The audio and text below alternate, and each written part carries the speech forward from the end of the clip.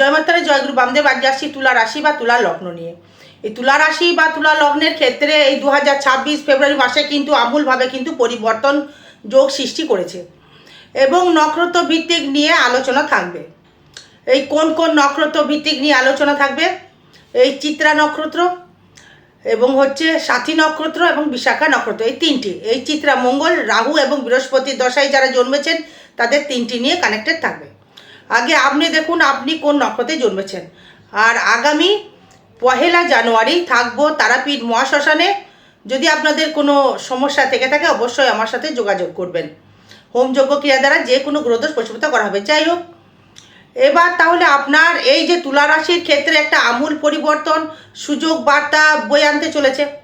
কারণ এই তুলা, এই এনার্জি লেভেলটা প্রচুর হাই লেভেল এবং তাদের ভূমি সংক্রান্ত জায়গা থেকে ভালো লাভবানের জায়গা রয়েছে। ভালো ভূমির জায়গা, জমি যাদের হয়নি তাদের হবার একটা সংযোগ সৃষ্টি করছে এবং যাদের এই বিবাহ জীবন নিয়ে প্রচুর হারে সমস্যার সম্মুখীন হচ্ছিলেন, এই দাম্পত্য কলহ প্রচুর যারা ভুগছিলেন তাদের ক্ষেত্রে কিন্তু আমূলভাবে ডেভেলপমেন্ট বা উন্নতির বা ভূমি ক্রয় বা জায়গা লাভ বা বাড়ি তৈরি করবার একটা সুযোগ বা সুবিধা আপনি দর্শক বন্ধু পাবেন। কিন্তু মানসিক দিক থেকে একটু ডিপ্রেশন, একটু অস্থিরতা, মানসিক দিক থেকে একটু সমস্যা কিন্তু বৃদ্ধি করবে এবং এই যে আপনার ফাটকা কিছু অর্থ, গোপন সূত্রে কিছু আয় পাওয়ার একটা সম্ভাবনা রয়েছে বা ট্রানজিট ফল বা গোচর ফল, এটা হ্যাঁ সেটা দেখতে পাচ্ছি, সেটাই বলছি। বাকি আপনার জীবনে কি আছে সেটা আপনার জন্ম চার্ট বলবে। আপনার জন্ম দশা, আপনার অন্তর্দশা, প্রত্যদশা, শুক্রদশা, পানুদশা, মানে সেইগুলো নিয়ে দেখে নেওয়ার পরেই আপনার এই দেখেই কিন্তু আপনার বলে দেওয়া সম্ভবকর। এবং আপনার এই যে ভাগ্য যাবে অতীব হারে শুভ। যে কোনো বন্ধুসুলভ, যে কোনো আত্মীয়, যে কোনো পারিপার্শ্বিক, আপনার যে পরিজন পরিচিতি যারা রয়েছে আপনার পারিপার্শ্বিক এই পরিবেশে, এই তাদের থেকেও আপনি একটা ভালো রকম বাতাবরণ বার্তা বইতে চলেছেন। তবে যাই হোক, প্রথমে আসবো চিত্রা নক্ষত্রের ক্ষেত্রে কেমন ফল পাবেন। আগে দেখুন এই যে আপনার যে নক্ষত্র বেশি কোন কোন কানেক্টেড করছে। এই চিত্রা মানে 14 নম্বর নক্ষত্র। এই 14, 15, 16, 17, 18, 19, 20, 21 মঙ্গল কিন্তু এই মিত্র নক্ষত্রে গমন করছে। ঠিক আছে, এই শনি যদি আসি 21 নম্বর যদি হয়, 22, 23, 24, 25, 26 জন্ম, সম্পদ, বিপদ, খেম নক্ষত্রে রয়েছে শনি। ঠিক আছে, 26 নম্বর নক্ষত্র। এবার 27, 1, 2, 3, 4, 5, 6, 7 জন্ম, সম্পদ, বিপদ নক্ষত্রে থাকছে কিন্তু এই রয়েছে বিপদ নক্ষত্রে। এই বৃহস্পতির জায়গাটা ভালো জায়গা দিচ্ছে না, কিন্তু মঙ্গল কিন্তু মানে একদম তুঙ্গি থেকে আপনার মানে মিত্র নক্ষত্রে গমন করছে। তার মানে চিত্রার ক্ষেত্রে, চিত্রা নক্ষত্রে যারা জন্ম তাদের অর্থনৈতিক পরিকাঠামো এই বৃদ্ধি হতে বাধ্য। সেভিংস হতে বাধ্য, এই সেভিংস অবশ্যই করে হবে। তার মানে মঙ্গল কিন্তু এই মিত্র নক্ষত্রের তুঙ্গি অবস্থায়, মানে আপনার ক্ষেত্রে ভূমি লাভ হবার যোগ কিন্তু প্রচণ্ড হারে থাকছে। মানে সেভিংসও বাড়বে, ইনকাম বাড়বে, রোজগারও বাড়বে, আয় তো একদম দারুণ আয় দেবে। কারণ এখানে দেখুন আবার কেতু থাকছে আবার আপনার পূর্ব ফাল্গুনী নক্ষত্রে। মানে এই 14, 15, 16, 17, 18, 19, 20 এবার এ কিন্তু আবার থাকছে বিপদ নক্ষত্রে। মানে এ কিন্তু খুব একটা ভালো নক্ষত্রে থাকছে না এই কেতু। কিন্তু তা সত্ত্বেও যেহেতু দ্বিতীয় পতি কেতুকে দৃষ্টি করবে, একাদশ ভাবকে দৃষ্টি করবে, মানে তুঙ্গি অবস্থায় সপ্তমপতি হয়ে, মানে ব্যবসা করে আর্থিক উন্নতি, ডেভেলপমেন্ট, সাকসেস পাওয়ার একটা জায়গা লক্ষ্য করা যাচ্ছে। তার মানে আপনার ক্ষেত্রে শুভ যোগ বা শুভ ফল একটা বাতাবরণ কিন্তু বয়ে আনতে চলেছে। এবার যেটা নিয়ে আসবো সেটা এই যে আপনার যোগাযোগ স্থাপনটা কেমন হবে। এই যোগাযোগ স্থাপন দারুণ জায়গায় দেবে, কিন্তু কিছু কিছু মানুষের সহিত কিন্তু শত্রুতামগিরি তৈরি করবে।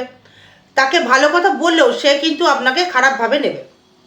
মানে এটা লক্ষ্য করে দেখবেন ফেব্রুয়ারি মাসে কিন্তু এটা হবে আপনার ক্ষেত্রে। ট্রানজিট ফল তাই বলছে।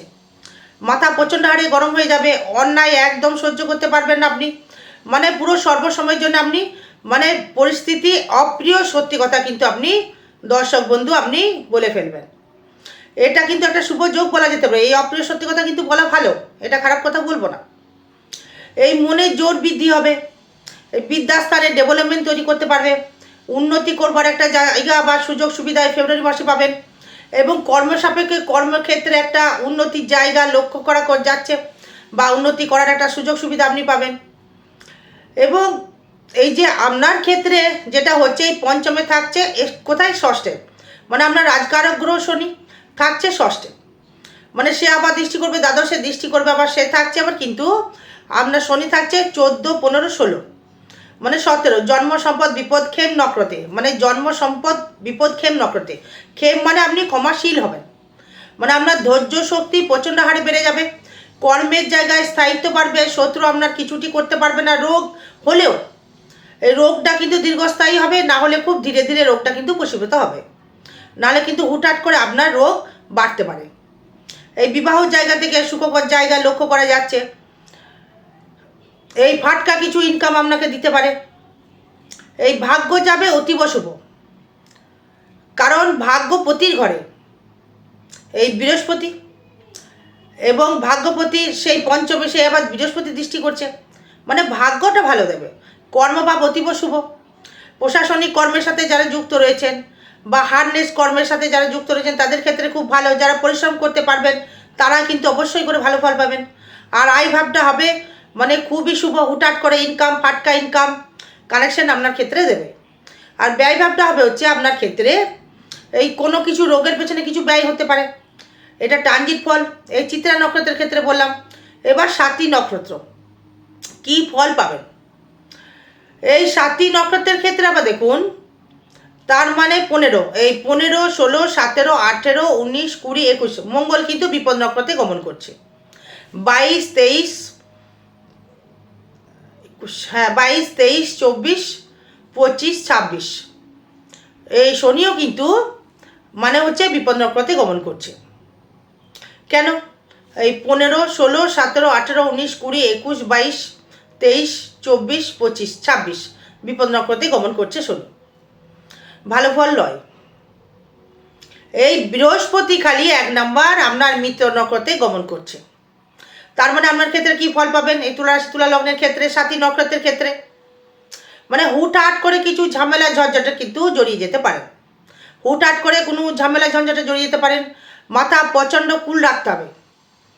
এই বৃহস্পতির দৃষ্টি থাকার জন্য কিছুটা শুভ ফল দেবে, রোগ থেকে আপনি নিরোগ হতে পারবেন শরীরের দিক থেকে। কিন্তু শনি যেহেতু রাজকারক গ্রহ, যেহেতু মানে বিপদ নক্ষত্রে গমন করছে, সে কখনো ভালো ফল আপনাকে দিতে পারে না বা দেবেও না। বুঝাতে পারলাম?